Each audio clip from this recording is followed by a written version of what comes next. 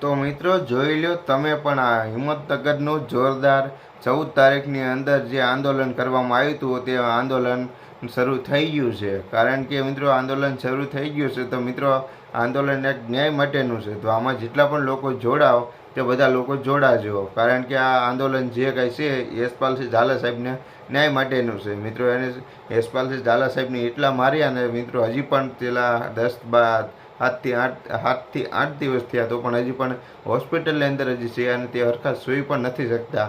અને આટલું મિત્રો ગેરવર્તન થઈ રહ્યું છે જ્યારે આપણે દેશની આર્મી આપણે તમે ને હું અત્યારે તમે મારો વિડીયો જોઈ રહ્યા છો ને હું તો મારો વિડીયો આ તમારી સાથે શૂટ કરી રહ્યો છું.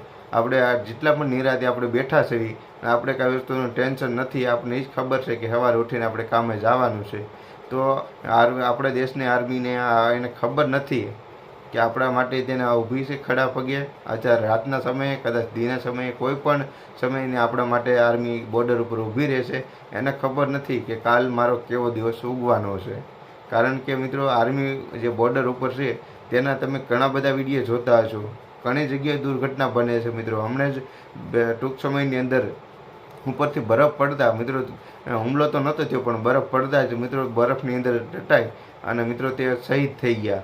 જો તો ખરા મિત્રો બરફની અંદર બરફ ઉપર પડતા અને બધી આપણે તો અહીં જમીન છે આ તે બધું છે અને ત્યાં તો મિત્રો નગર બરફ એટલે ત્યાં રહેવું મિત્રો આવ નાની માના ખેલ નથી. આપણે જરાક પણ શિયાળો હોય તો પણ આપણને એમ થાય કે ઓહો બહુ ઠંડી મિત્રો એ તો બરફમાં રહેશે.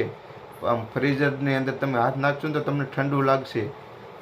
બહુ અહીં ઠંડી હવા આવે છે. શિયાળા અંદર તમે ફ્રીઝર બધું બંધ કરો છો અને ત્યાં તો મિત્રો બોર્ડર ઉપર શું થશે જમ્મુ કાશ્મીરની અંદર અને આવી રીતે ઘણી પણ જગ્યાએ આપણી દેશની આર્મી આપણા માટે સારા સારા કામ કરી રહ્યા છે. ત્યારે આપણને ઘરે બેઠા બેઠા કાંઈ વસ્તુની ખબર નથી કે આપણે દેશની આર્મી આપણા માટે શું શું કરી રહી છે ને કેટલા દિવસે ને કઈ આર્મી કઈ જગ્યાએ કેટલી શહીદ થઈ છે મિત્રો એ પણ આપણને ખબર નથી.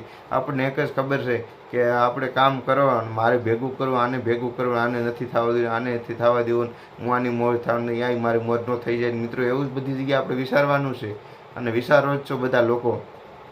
અને મિત્રો આપણે દેશની આર્મી પોતાનો પરિવાર મેકીને ત્યાં જાય છે. એને કાંઈ નથી જોતા. એ નથી નાતભાત જોઈને ઊભા નથી ના સગા સંબંધી કોઈના.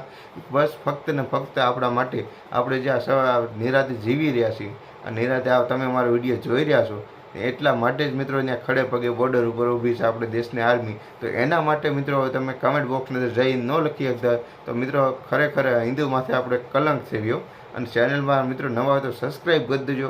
અને યશપાલસિંહ ઝાલા સાહેબને મિત્રો ન્યાય મળવો જોઈએ. કારણ કે તે પણ એક આર્મીના જવાન છે. કોઈ પણ જગ્યાએ મિત્રો ગમે એ આર્મી હોય અને બધી આર્મી તો આર્મી જ કહેવાય મિત્રો. બધું આપણા કોઈ પણ ઓલા ગણે પાસે આંગળી છે તો પાસે આંગળી સરખી કામ નથી કરતી. ગમે એ આંગળીની ગમે જરૂર પડે તે આંગળી તેને આપણે ઓટોમેટિક આવી જ જાય છે. એવી રીતની નાની મોટી કોઈ પણ આર્મીવાળાઓ કોઈ હોય કમાન્ડો હોય ઉપર એના કોબરા કમાન્ડો હોય બ્લેકેટ કમાન્ડો હોય એવી રીતે બધી આર્મી એની રીતે કાર્ય કરતા જ હોય. એટલે કોઈ આર્મીના નામથી મિત્રો એમ ન માનતા કે આ નાની છે મોટી છે આર્મીવાળા આ નીચા છે ને ઉષા છે એવું નહીં માનવાનું. બધી જગ્યાએ બધે આપણા માટે કોઈ પણ કાર્ય કરતા હોય ને કામ કરે છે.